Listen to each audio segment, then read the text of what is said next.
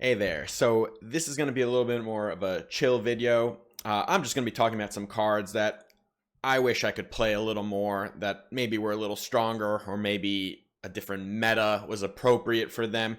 They're cool cards, cards that I think have some like innate power in them, but they just really have underperformed. They haven't made it into very many decks or any decks at all for the most part. And maybe in the future they will, or maybe these are just cards that unfortunately not going to make the cut ever. Before we get going, please hit that subscribe button. And if you're looking for some more content from me, do check out my Patreon. The link is in the description. All right, so the goals of this video. Here's just one. This is an excuse to talk about a bunch of random cards. Sometimes there's some like I don't have like a meta video to do, and I'm looking for some cool content, something to really spark some conversation. And this I felt was a good one, especially now with like PQs like kind of halfway done at this point. We get to talk about some stuff that maybe we don't get to play with very often, and maybe we wish we could. So got a list of 15 here. Let's get to it. At number 15, I've put Aid from the Innocent. This is a cool event, right? It lets you search a bunch of cards for 2 cards, puts them in a discard pile, and then you can play them. So essentially, it is a draw 2, and it gives you a little bit of a discount on them. They cost 2 less.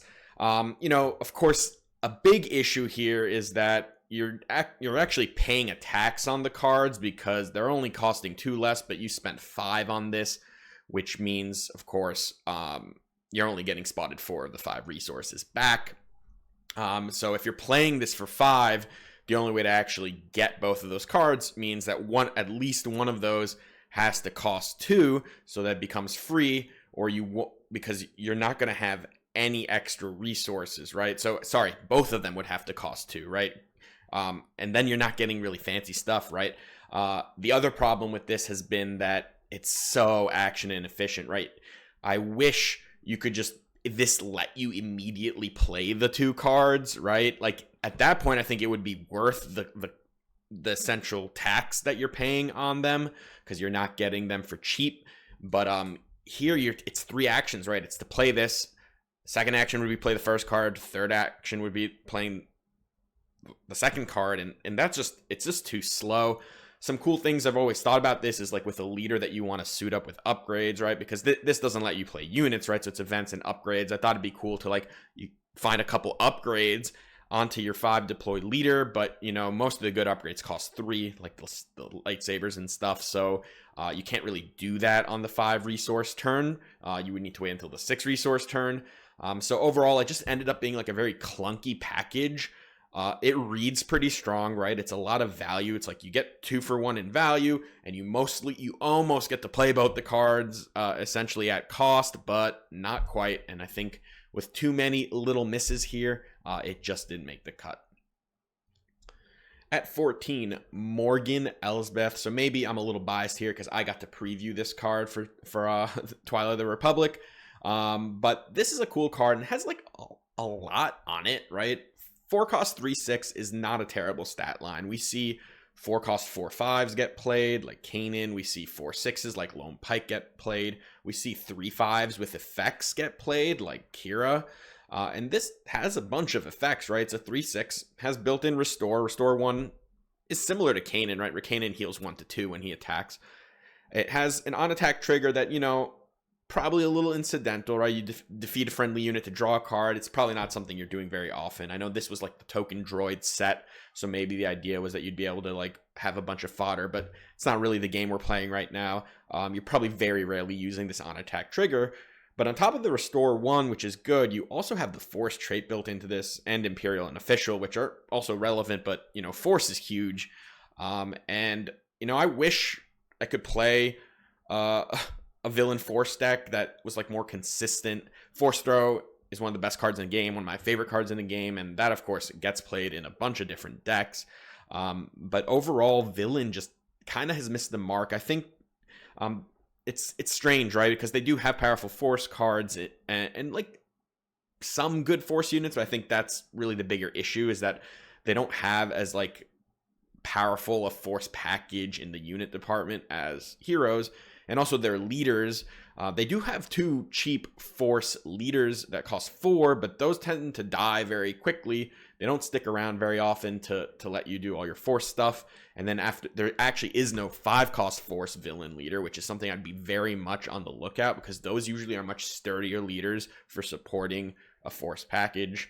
And then we do have expensive force leaders, but at that point, you're not usually playing them for force synergies. So Morgan is like a package of stuff that I think could at some point be relevant if that force trait ends up mattering more, and if villain just needs a certain amount of force units in play.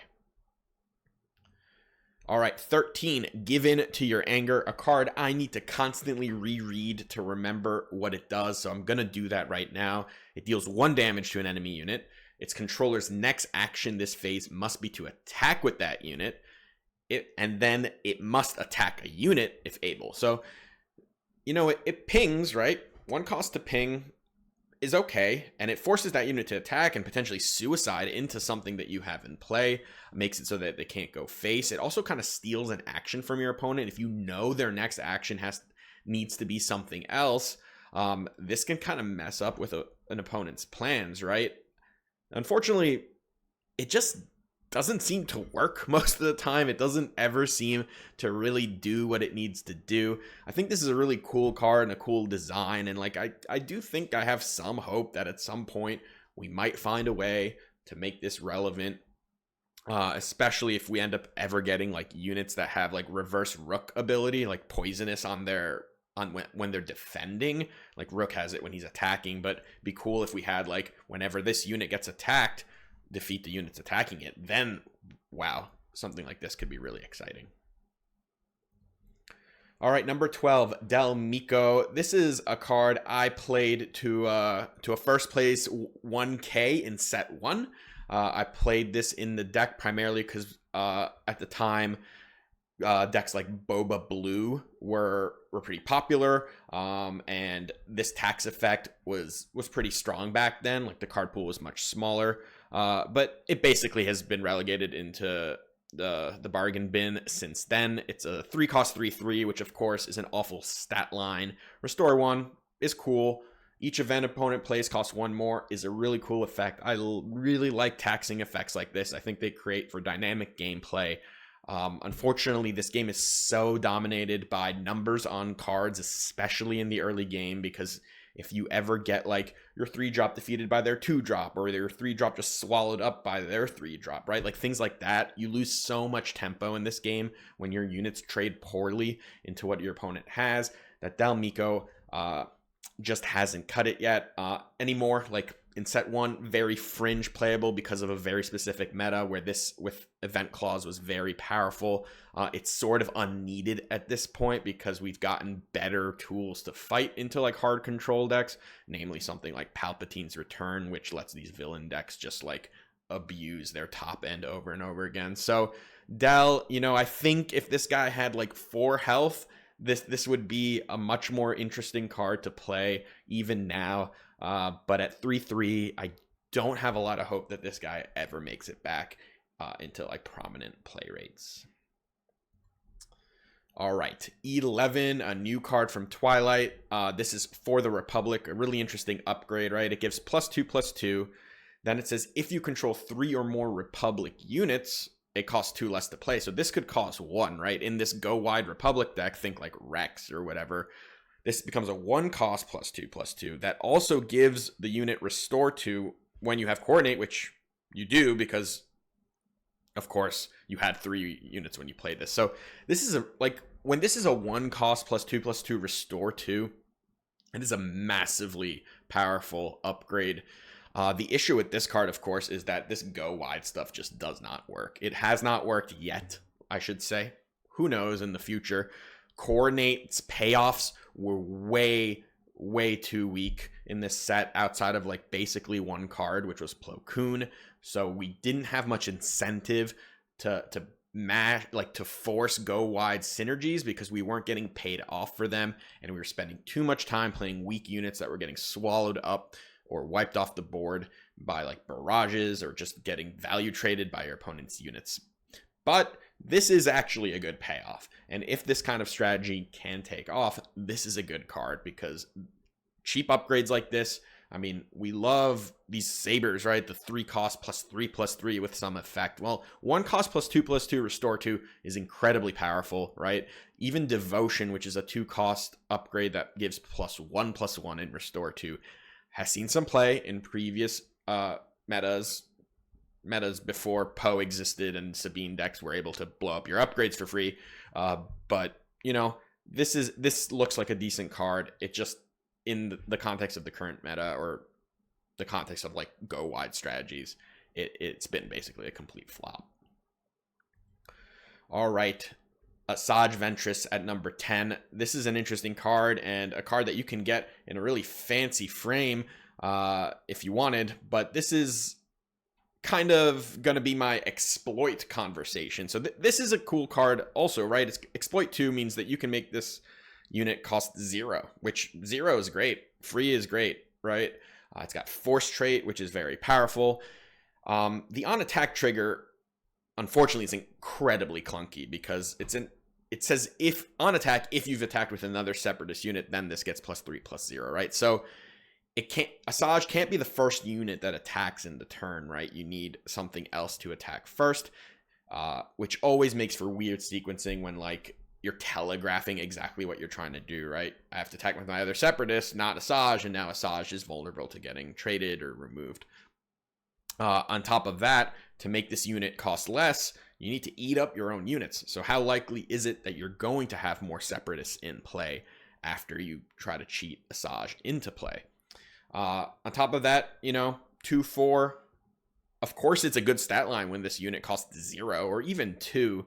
Unfortunately, the price you pay to get this unit into play is very high for basically an on rate stat. So there's like a lot of cool things going on with this card, and it's definitely calling out this exploit stuff, right? Like, we wish we had more things that were good when they were getting defeated so that the exploit stuff was better. Maybe some of the leaders needed to be like Newt is like an idea. If you were playing like a Newt red deck, like you buy back some of your tokens, but he's an incredibly slow and clunky leader that gets walked over by aggro decks.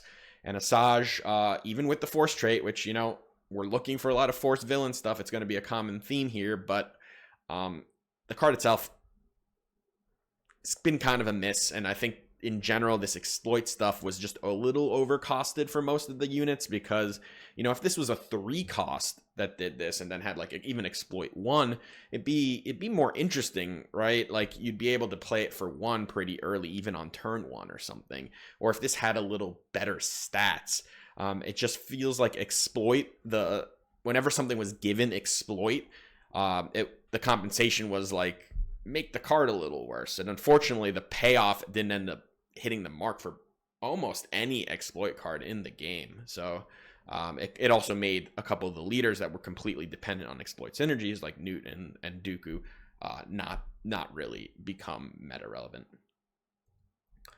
All right, number 9, First Light. This is another really cool card, and you know, this one is actually like decent on rate, right? Because the smuggle cost is actually the same as the regular cost, so you have this like finisher that you can always just play out of your resource row, and then like this can also present like really big surprise damage.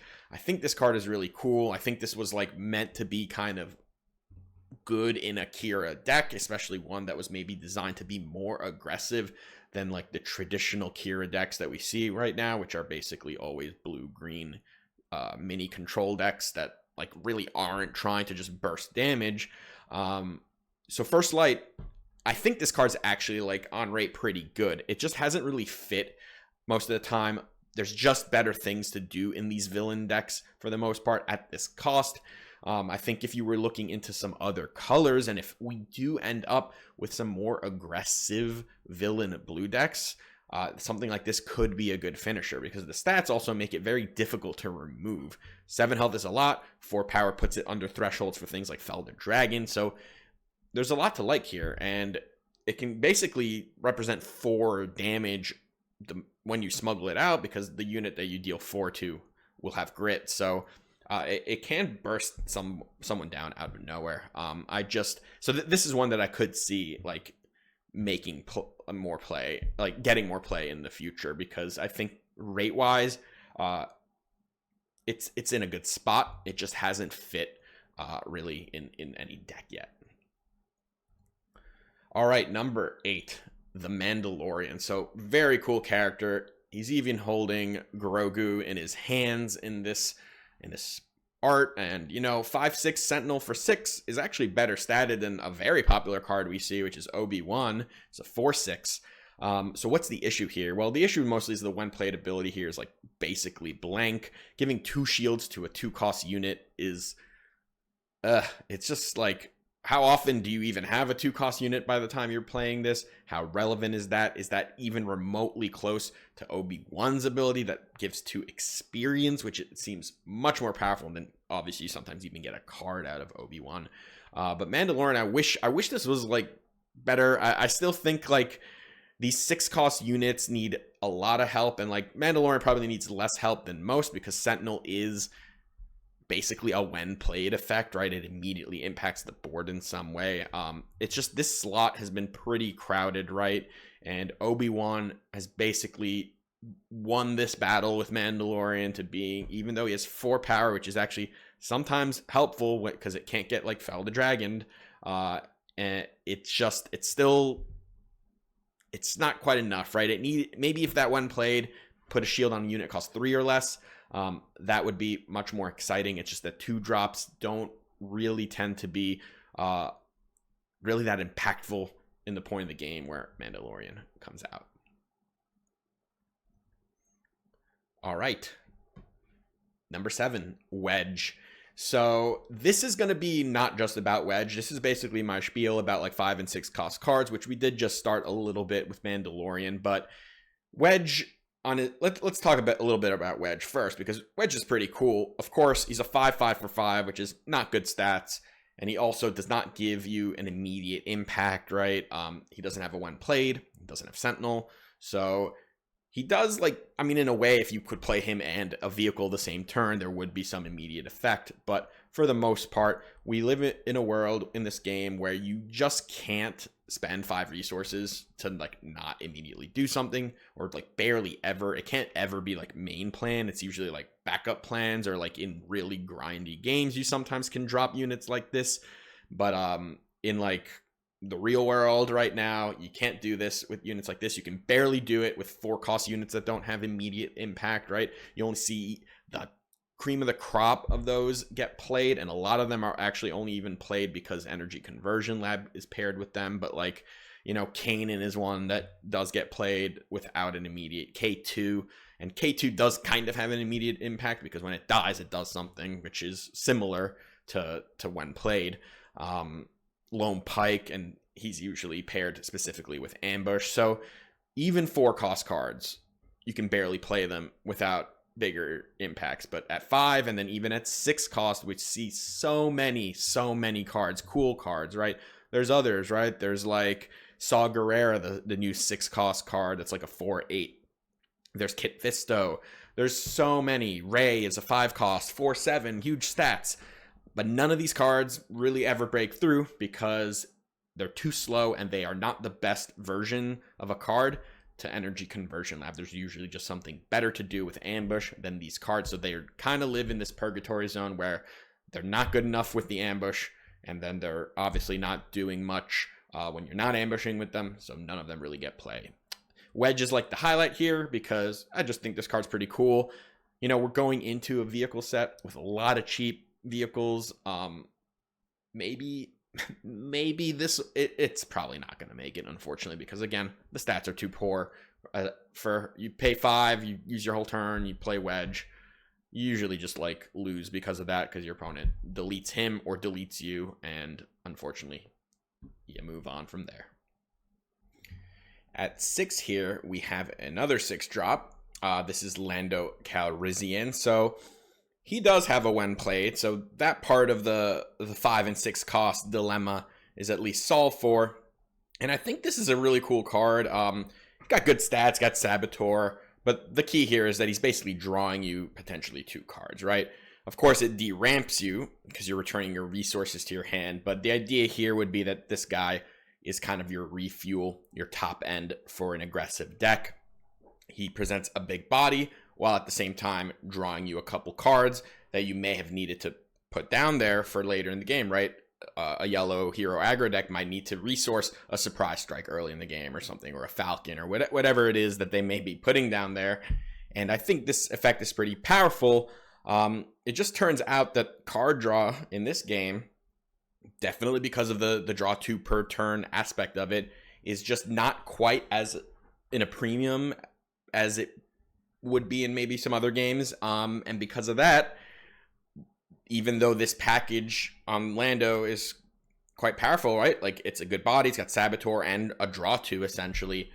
That draw 2 just isn't carrying enough weight, and Lando has basically seen 0 play since being released.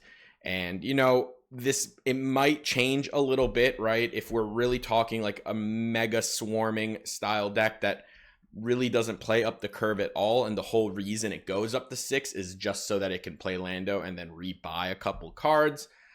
There's still some hope in that aspect, but I think mainly because the card draw is just not quite powerful enough, and of course deramping is a major downside that Lando has kind of missed the mark. All right, at 5, Consolidation of Power. Another card I need to basically reread every time I look at this, so let's do that. All right, we choose any number of friendly units. You may play a unit from your hand if its cost is less than or equal to the combined power of the chosen units for free, and then you defeat the chosen units. So we're mushing a bunch of units into one bigger unit, and the key here is that the unit's power is what gets matched to the cost of the unit you're playing. So if we want to play a Devastator for free, we need to sacrifice 10 power worth of cards. So what are usually the ways to go wide in this game? Well, usually it's with tokens or little units, right? So those units, if you have like 5 of them, that still might not add up to 10 power. So where we can potentially get cheap in the resources is with high power, low cost units. So, you know, there's this 5/2 red droid that costs 3, right? So something like that, you can go from that, like 2 of those, which is 6 cost of units. You play Consolidation of Power, you mush them into a Devastator, right? The problem here, of course, is that like Consolidation of Power is incredibly expensive. It costs 6.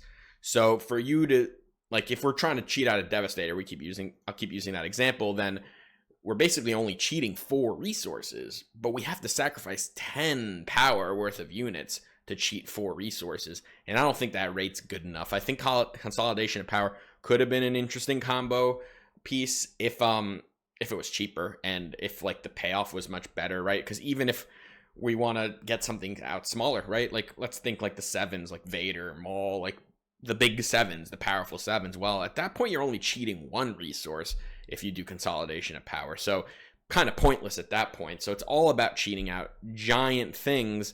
But to cheat giant things, you need a giant board. And why are we sacrificing our whole board to cheat a giant thing? Probably aren't. It's why this card sees no play. But it's a cool card.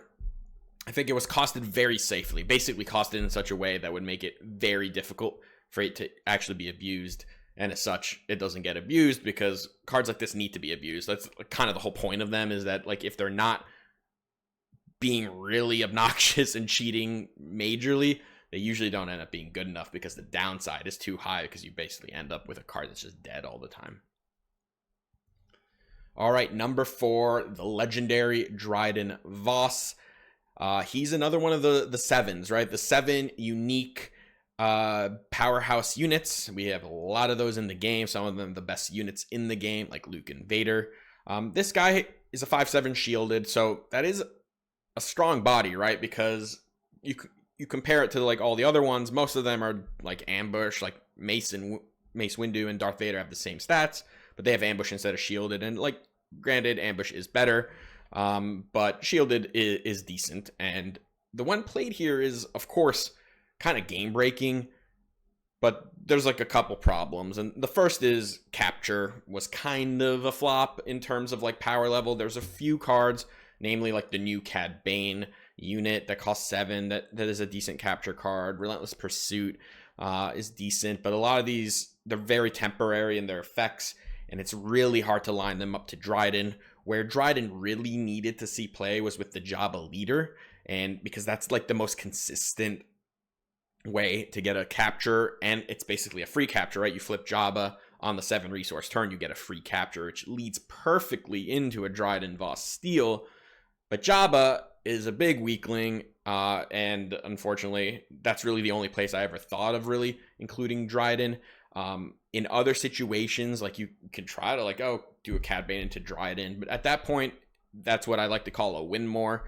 You're just doing things for the sake of doing things, but honestly, at that point, if you were gonna do that, you could have played literally any 7 drop or 8 drop or whatever, and you probably would have won anyway. So it's mostly just winning harder than you were already winning. And we like our cards to be good when we're behind also, especially our 7 drops, right? That's what's so good about the cards like Vader and Luke, that they catch you up when you're behind, they put you ahead when you're on parity, and they completely win the game when you're already ahead. And Dryden, when you're ahead, it doesn't matter that much. When you're at parity, it's very difficult to pull off these capture stuff, and when you're behind, he does absolutely nothing. So Dryden, I think if we ever get cheaper captures, especially things that like curve well into him, or somehow the Jabba leader becomes better with more card releases, then maybe Dryden can become the equivalent to these Vader, Luke, etc. units. Han's another one, but as such, currently he's not doing it. All right, number 3, Vanguard Ace. So this is just a really cool card. It's a 1/1 for 2, but it gets experience for every card you played. So swarm, swarm, swarm, swarm, swarm. Bam. This can come out huge. So how many experience tokens does this need to be good, right? So at 2 cost 3/3 would technically be above rate, but you needed to play 2 other cards that turn. You went through a lot of trouble all to enable a 3/3. That's not really where we're happy, right? What we need to do is, well, unless we're doing that on like turn 3, right? We go like 1-drop Vanguard Ace. That'd be pretty cool, and maybe something we can do in the next set because we're getting cheap pilots and cheap spaceships. We have the Wedge leader potentially who can make these pilots free. So we might actually be able to get like a 3/3 Vanguard Ace pretty early, and at that point, it could be pretty exciting. Past that though, what's really cool is that, of course, this can grow even more. I don't know how much more it can really grow, because at some point you're not going to have cards in your hand, right? Like maybe we can get this to like a 4/4 in like a really cheap swarming deck where we go like 1-drop, 2-drop, 1-drop, play Vanguard Ace, and it's like 6 resources, and we just like play 4 units in one turn. We empty our whole hand, and that'd be pretty cool. It works with U-Wing reinforcement. That's like probably the cleanest way to just get a 2-cost 3/3 space unit, but usually can just do better things.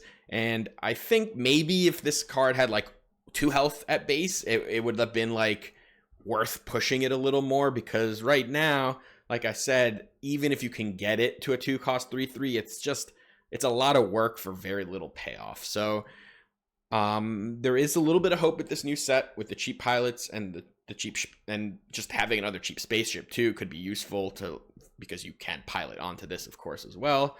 Maybe at some point we'll get New Republic synergy for the trade, but it's a cool card that I think is just not quite good enough. All right, number 2, Black 1. So this one, when I first read it, I thought was going to be a lot better than it ended up being. This reads to me like we just talked about Lando. It's like the top end of an aggro curve, right, where you draw 2. Well, this seems like on steroids for that, right? This is the same cost, but you just draw 3 cards. If you were just a swarm deck or a major aggro deck that just like dumped its whole hand, this can literally just draw you 3. Maybe it draws you 2 because you have to discard 1.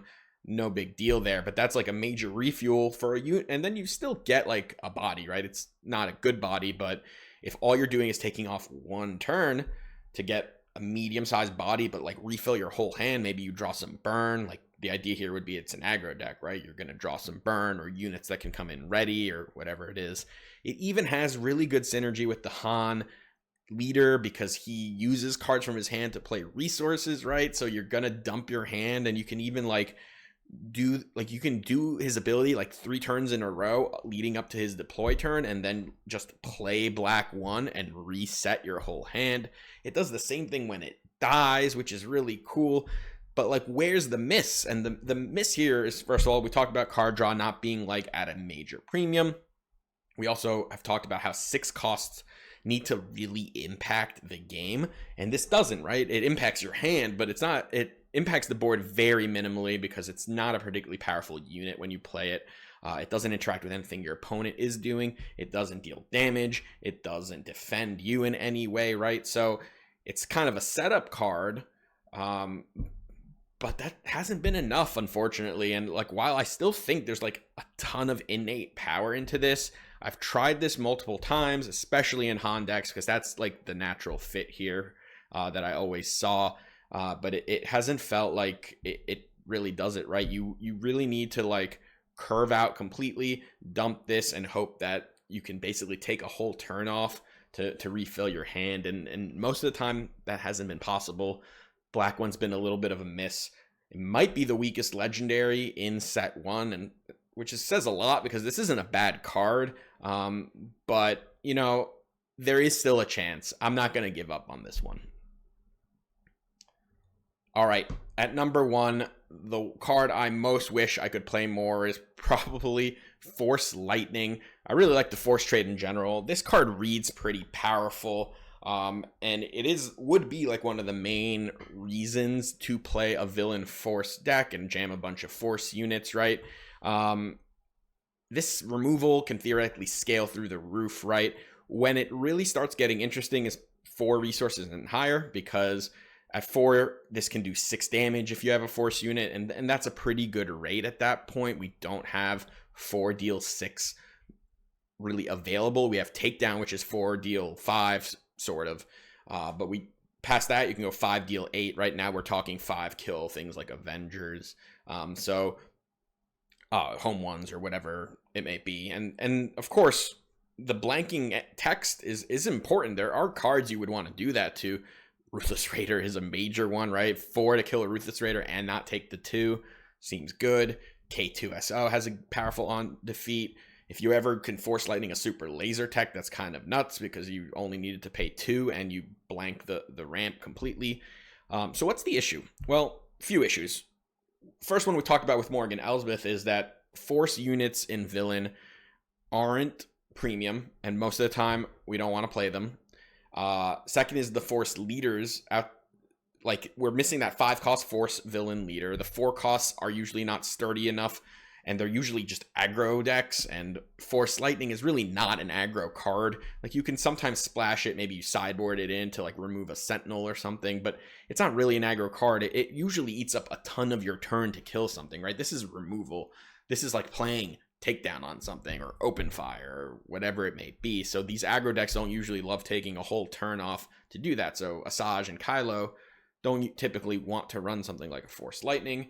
And then the more expensive leaders, well, Force Lightning ends up rotting in your hand a lot. Second problem, maybe the rate actually isn't good enough.